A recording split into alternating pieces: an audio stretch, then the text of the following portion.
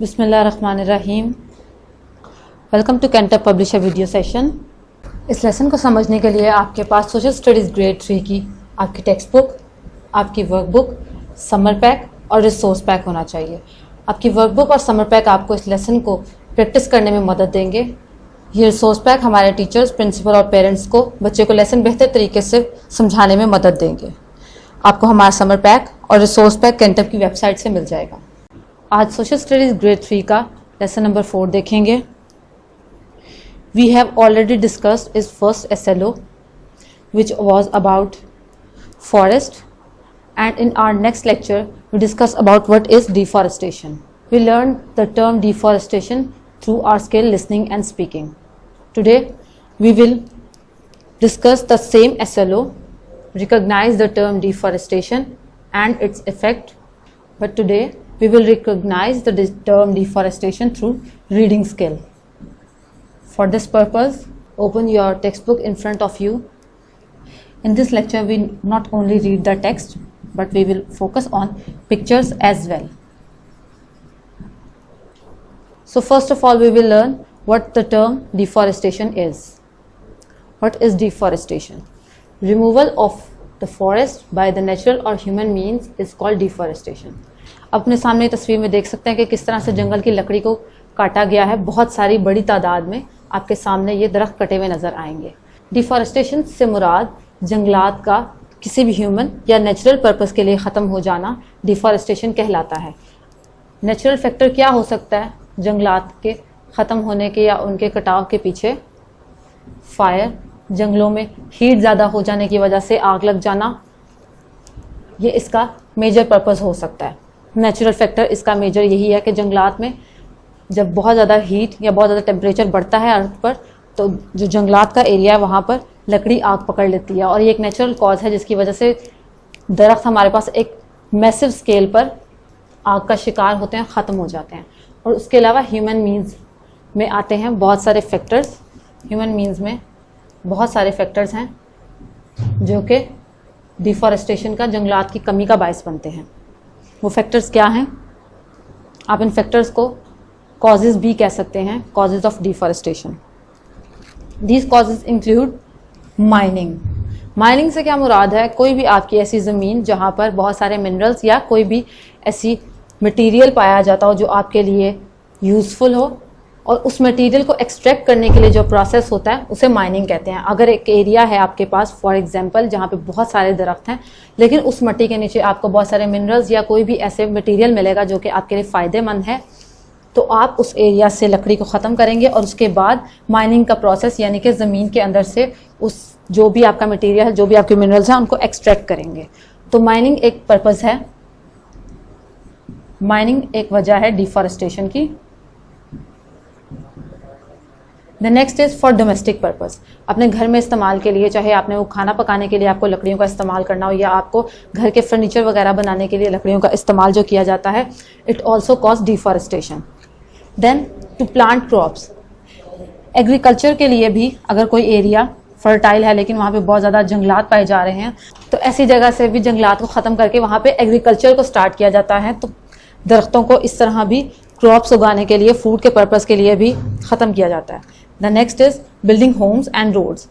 आजकल के आप अपने अगर सराउंडिंग्स को देखें तो आपको बहुत ज़्यादा ऊंची ऊंची बिल्डिंग्स नज़र आएंगी, बहुत ज़्यादा आपको कारपेटेड रोड्स नज़र आएंगे, और जंगलात या आप ट्रीज़ बहुत ही कम तादाद में आपको अपने इर्द गिर्द एरिया में नज़र आएंगे। इसकी वजह कि हम लोगों ने अपने आप को इतना ज़्यादा डेवलप कर लिया है, अपने आप को इतना ज़्यादा डेवलपमेंट की तरफ लेकर आ रहे हैं कि हम लोगों ने इस चीज़ का ख्याल नहीं रखा कि हम लोग जो बिल्डिंग्स बना रहे हैं, जो हम लोग प्लाजास वगैरह या घर तामीर कर रहे हैं, उसकी वजह से हमारे प्लांट्स इफेक्ट हो रहे हैं, हमारा एनवायरनमेंट इफेक्ट हो रहा है। तो building homes and roads is also a cause of deforestation. Mining, domestic purposes, to plant crops and building homes and roads are human factors. ये वो तमाम इंसानी वजूहात हैं जिसकी वजह से जंगलात में दिन ब दिन कमी आ रही है। इसके बाद हम लोग देखते हैं इफ़ेक्ट्स ऑफ डिफॉरेस्टेशन। बहुत से फैक्टर्स डिफॉरेस्टेशन की वजह हैं। अब डिफॉरेस्टेशन के कुछ ना कुछ इफ़ेक्ट्स भी हमारे इन्वायरमेंट पे आएंगे। कुछ इफ़ेक्ट्स हम ह्यूमन बीइंग्स पर डायरेक्ट हैं, कुछ इनडायरेक्ट हैं। इसी तरह से एनिमल्स पर, प्लांट्स पर भी इसके डायरेक्ट और इनडायरेक्ट इफ़ेक्ट्स हैं। हम सबसे पहला इफ़ेक्ट इसका देखते हैं, loss of habitat. Forest are habitat for many plants and animal species. जंगलात में बहुत सारे आप देखेंगे मुख्तलिफ़ किस्म के प्लांट के स्पीशीज़ हैं और एनिमल स्पीशीज़ हैं जो कि आपके इर्द गिर्द के एरिया में ना तो सर्वाइव कर सकते हैं, ना वो उनके लिए एक इन्वायरमेंट है कि वहाँ पे वो रह सकें। The loss of large tracts of forest can lead to the end of some animals and plant species. जब हम जंगलों को ख़त्म करेंगे तो ऑब्वियसली उसके साथ साथ हमारे वो एनिमल स्पीशीज़ या जो प्लांट स्पीशीज़ हैं जो स्पेसिफिक एरिया में सर्वाइव कर रहे हैं, उस जगह से जंगलात को ख़त्म कर देने के बायस वो स्पीशी भी आहिस्ता आहिस्ता ख़त्म हो जाएगी। इसका डायरेक्ट इफेक्ट जो आता है वो एनिमल एंड प्लांट स्पीशी पे है।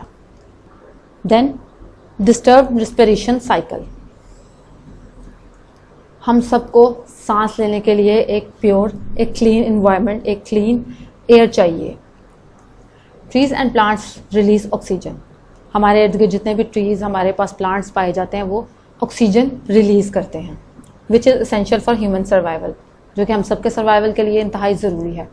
Without trees and plants there would be no process of converting carbon dioxide into oxygen. हमारे जो एयर में ऑक्सीजन मौजूद है वो ट्रीज़ और प्लांट्स के बायस है।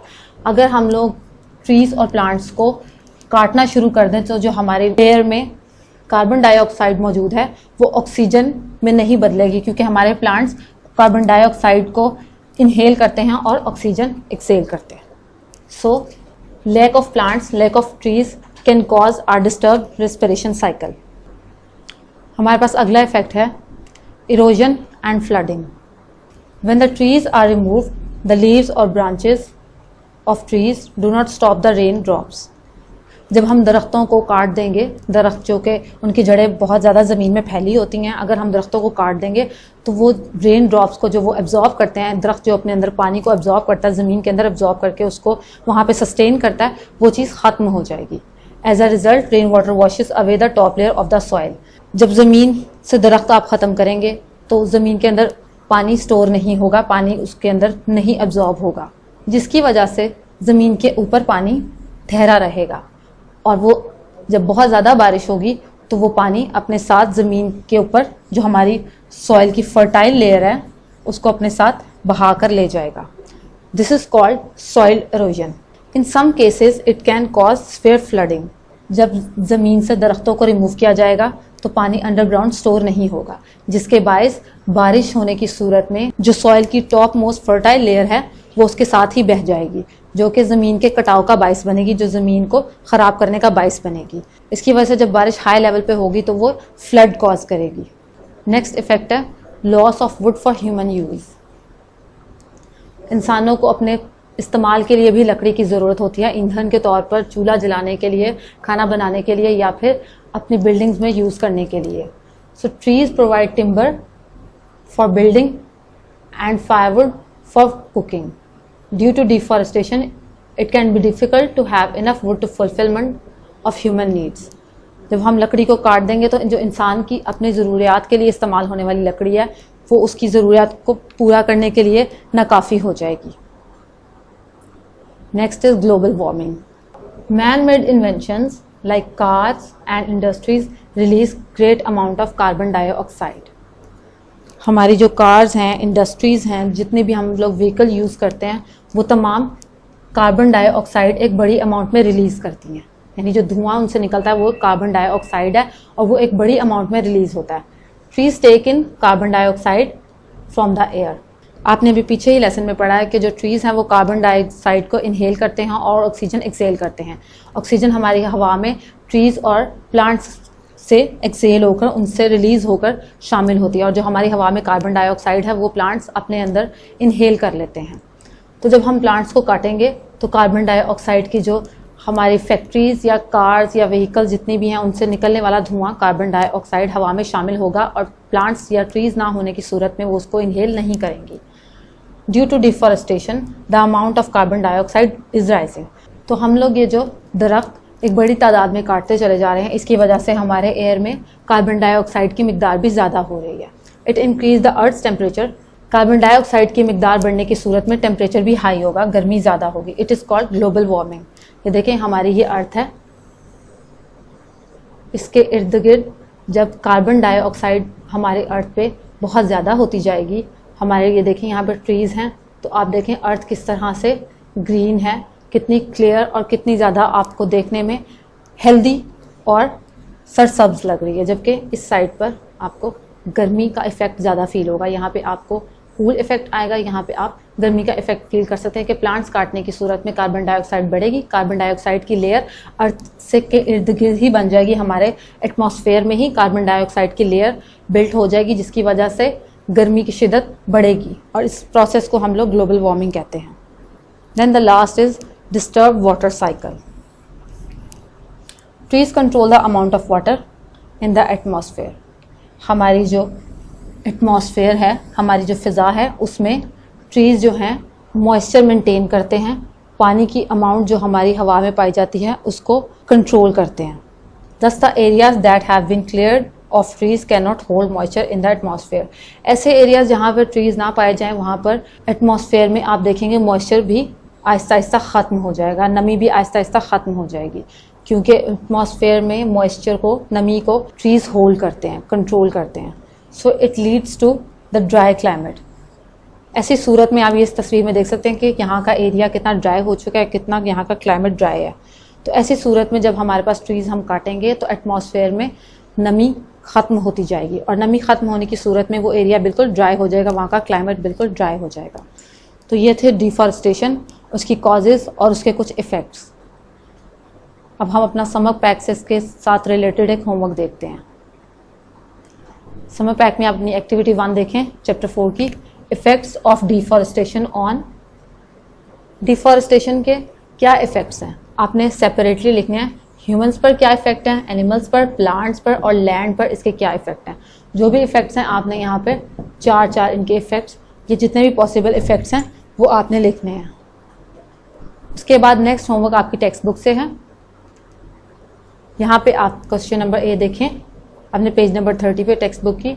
From the given mind map separate the list of causes and effects of deforestation. यहाँ पे आपको एक माइंड मैप दिया गया है, इसमें कुछ कॉजेज ऑफ डिफॉरेस्टेशन है, कुछ इफेक्ट्स ऑफ डिफॉरेस्टेशन है। आपने इसमें से आइडेंटिफाई करना है कॉजेज कौन कौन सी हैं डिफॉरेस्टेशन की और इफेक्ट्स कौन कौन से हैं डिफॉरेस्टेशन के। उसके बाद आपने कॉजेज के कॉलम में यहाँ पे कॉजेज लिखनी है और यहाँ पे आपने इफेक्ट्स लिखने हैं, इफेक्ट्स ऑफ डिफॉरेस्टेशन के कॉलम में। Thank you so much. अल्लाह हाफिज़।